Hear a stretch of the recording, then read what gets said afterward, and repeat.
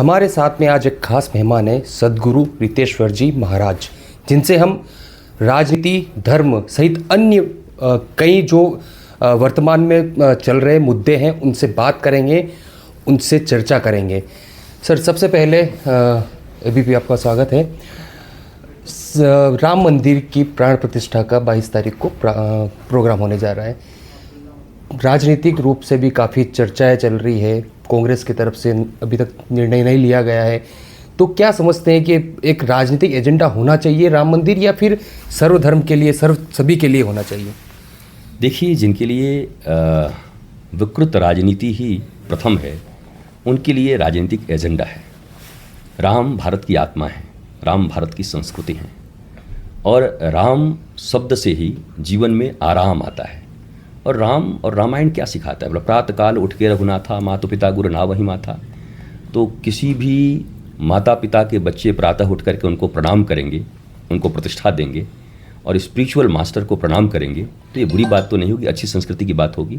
तो ये विरोध विशुद्ध विकृत राजनीति का परिणाम है और वोट बैंक की राजनीति है। ये चलता रहेगा। सारा भारत, 145 करोड़ भारतवासी इस महा उत्सव को आनंद के साथ, प्रेम के साथ, दीपावली की तरह मना रहे हैं। और मुझे पक्का विश्वास है कि चंद लोगों को अगर छोड़ दीजिए तो पूरा भारत, जो लोग मना भी कर रहे हैं वो भी घर में दीपक जलाएंगे उस दिन और आनंद करेंगे। बाकी कुछ लोग तो विरोध में हैं ही, प्रारंभ से सनातन के, वो विरोध करते रहेंगे। गुरुदेव, उड़ीसा के जगन्नाथपुरी मठ के शंकराचार्य जी है निश्चलानंद जी सरस्वती महाराज, उन्होंने राम मंदिर प्राण प्रतिष्ठा कार्यक्रम में जाने से मना कर दिया। उनका कहना है कि अगर मोदी प्राण प्रतिष्ठा करेंगे तो हम क्या वहाँ ताली बजाएंगे। इसको लेकर आप क्या सोचते हैं? देखिए, वो शंकराचार्य जी हैं और धर्म पीठ पर बैठे हुए हैं, उनका अपना मत हो सकता है। हमारे सनातन संस्कृति में लिखा है नाना मुनि नाना मत, जितने मुनि हैं उतने मत हो सकते हैं। मत अलग अलग हैं, पर राष्ट्र को लेके मन सबका एक है। सबके हृदय में एक ही भावना है कि भारत की उन्नति हो, राष्ट्र का उत्थान हो। जहाँ तक मोदी जी की बात है, तो वर्तमान प्रधानमंत्री ने सनातन संस्कृति के लिए और राष्ट्रवाद के लिए और हिंदुत्व के लिए जितने कार्य किए हैं वो भारत का बच्चा बच्चा जानता है, पूरी दुनिया जानती है, और पूरी दुनिया उनका सम्मान भी इसीलिए करती है। तो भारत के प्रधानमंत्री को पूर्णाधिकार है जाकर के प्राण प्रतिष्ठा करने का। वो राष्ट्र के नायक हैं, वो इस राष्ट्र के लोकतांत्रिक तरीके से जीते हुए प्रधानमंत्री हैं और सनातन संस्कृति के पुरोधा हैं। सनातन मतलब शाश्वत, कास्ट, क्रीड और रिलीजन से अलग है उनका पोस्ट, संवैधानिक पोस्ट है, लेकिन वो पूरी शाश्वत सनातन पद्धति के लिए काम कर रहे हैं। और सनातन पद्धति ये है कि वसुधैव कुटुंबकम, तो भारत तो छोड़ो, पूरी दुनिया की में शांति के लिए काम कर रहे हैं। उनको पूरा अधिकार है और उनको प्राण प्रतिष्ठा करना चाहिए। और निश्चित तौर पर जो ऋषि हैं, मुनि हैं, साधु हैं, उनको दोनों हाथ उठा करके उनको आशीष देना चाहिए कि आप और आयुष्मान हों और शतायु हों, और इस राष्ट्र के लिए निरंतर, सनातन संस्कृति के लिए निरंतर राम भगवान श्री कृष्ण मथुरा और भोलेनाथ की काशी के लिए आप काम करते रहिए। उनको सब आशीर्वाद देंगे।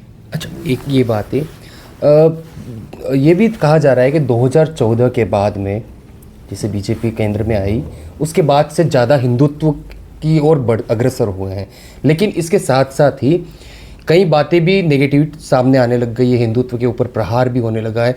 जैसे अभी एनसीपी के विधायक जितेंद्र अडवाणी, उन्होंने भगवान राम को मांसाहारी संबोधित किया, हालांकि उन्होंने माफ़ी मांग ली। तो इस तरह से बातें हो रही, तो ये क्या है? देखिए, जिस किसी ने कुछ बोलकर माफ़ी मांग लिया तो फिर क्षमा वीरस्य भूषणम, हमारे यहाँ क्षमा का बड़ा महत्व है, तो उनके विषय में तो कुछ बोलना नहीं है। और जो बाकी ऐसे विरोध में बोलते हैं और क्षमा भी नहीं मांगते, उनके विषय में भी नहीं बोलना है, क्योंकि वो उनकी प्रकृति है। और ये प्रकृति आज से नहीं है, सतयुग से लेकर, त्रेता से लेकर, द्वापर से लेकर कली काल में हर समय में दो मत रहे हैं, सुर और असुर मत। तो जब सुर मत अभी मजबूत है और सुरत्व की बात कर रहा है, सुर में गान हो रहे हैं, लय में गान हो रहे हैं, तो बीच में कुछ बेसुरे लोग भी होंगे असुर के रूप में, वो भी बोलेंगे, उनको भी सुनने वाले लोग होंगे, उनकी भी अपनी फ़ैन फॉलोइंग होगी, उनको सुनते होंगे, तो वो सुने। परंतु राष्ट्रवाद, भारत माता की जय, और पूरे दुनिया में भारत विश्व गुरु बनकर के उभरे, ये एक तो 145 करोड़ भारतीयों की पहली चाह है और उनकी यह कल्पना है। अभी आप चर्चा कर रहे थे विश्वविद्यालय की स्थापना के लिए सनातन की ओर अग्रसर करने, हिंदुत्व के लिए राम श्री कृष्ण से मिलन। तो एक कहा जाता है ना, स्कूल सबसे बड़ी नींव होता है एक किसी भी व्यक्ति के संस्कार या उसकी आगे भविष्य तय करने के लिए स्कूल होना चाहिए। उदयपुर की बात करें तो उदयपुर में ही एक, जिस तरह से आप कह रहे हैं कि गुरुकुल पद्धति पे होना चाहिए सब कुछ जो पहले चलता था, वैसे उदयपुर में श्री विद्या फॉरेस्ट स्कूल नाम का है। वहाँ पर बच्चों को हिंदू संस्कार के साथ साथ एजुकेशन पॉलिसी को लेकर भी पढ़ाया जा रहा है। तो आप इस क्या कह सकते हैं कि इस तरह से और भी गुरुकुल हो, इनको मान्यताएं मिले और सरकार भी इनमें सहयोग करे? देखिए, मेरा स्पष्ट ये मानना है कि जब तक सनातन शिक्षा बोर्ड नहीं बनता तब तक हम गुरुकुलम के माध्यम से सनातन संस्कृति के बारे में जो जो पढ़ा सकते हैं, बता सकते हैं, वो जो भी गुरुकुल काम कर रहे हैं वो प्रशंसा के पात्र हैं। और वास्तव में इस विपरीत परिस्थिति में भी भारतीय सनातन सभ्यता और संस्कृति को जगाने में उनके बहुमूल्य योगदान को भूला नहीं जा सकता है। परंतु सत्य तो ये है कि जब तक इस एजुकेशन पॉलिसी को पूरी तरीके से डेमोलिस्ट करके, समाप्त करके और अपनी प्राचीन सनातन विद्या और आधुनिक कंप्यूटर विज्ञान इत्यादि का समावेश करके एक फ्यूजन विद्या पद्धति देकर और हम जब अपने बच्चों को पढ़ाएंगे तो पूरी दुनिया में बच्चे आज के मटेरियल साइंस में भी कंधे से कंधा मिला करके दुनिया के साथ चलेंगे, सर ऊंचा करके, और स्पिरिचुअल साइंस में हम बाकियों से ऊपर होंगे। और यही कारण होगा भारत के विश्वगुरु बनने का, और भारत विश्वगुरु बन जाएगा। लेकिन गुरु जी ये भी कहा है कि मतलब ये कई सदियों से, अपने कई सालों से, दशकों से चली आ रही है ये शिक्षा। जो पहले गुरुकुल था उसको इस शिक्षा पद्धति को बदल दिया है कई सालों बाद। तो कितने साल और लग सकते हैं, कि क्या हो सकता है, क्या प्लानिंग होनी चाहिए जो पूरा जिस तरह से आप बता रहे हो उधर डाइवर्ट हो जाए? देखिए, मुझे ऐसा लगता है कि जब कोई चीज़ें बिगड़ती हैं बहुत दिनों में तो बनने में भी समय लगता है, परंतु अगर नियत और नीति सही हो तो चीज़ें बहुत जल्दी बन सकती हैं। मुझे लगता है भारत के सरकार की नीयत बहुत अच्छी है, भारत के सरकार की नीतियाँ बहुत अच्छी हैं, और भारत में रह रहे नागरिक भी नियत और नीति वाले अब हो रहे हैं। और ये नियत और नीति जब मिलेगी, सब एक दिशा में बहेंगे, तो इसको बनने में बहुत समय नहीं लगेगा। जैसे ही सनातन विद्या पद्धति भारत में लागू होगी, सनातन बोर्ड बनेगा, तो आने वाली पीढ़ियों में बदलाव शुरू हो जाएगा। 5-5 वर्ष के बच्चे, 7-7 वर्ष के बच्चे मंत्रोच्चार करते हुए और कंप्यूटर साइंस का आलाप करते हुए आपको मिलेंगे, और सारी दुनिया ऐसे आश्चर्यचकित होकर के देखेगी कि ये इतने शांत भी हैं, धीर भी हैं, गंभीर भी हैं, और हमारी आधुनिक विद्या में भी हमसे ऊपर हैं। आज भी पेंटागन में इतने भारतीय हैं, आज भी आप देखो नासा में कितने भारतीय हैं, व्यक्तिगत अमेरिकन प्रेसिडेंट के सलाहकार और उनके स्वास्थ्य के लिए जितने भारतीय डॉक्टर हैं उतना और कोई नहीं है। हमारे भारत के बेटे तो हर जगह हैं, परंतु वही अब भारत के लिए जब काम करेंगे तो भारत विश्वगुरु बनेगा।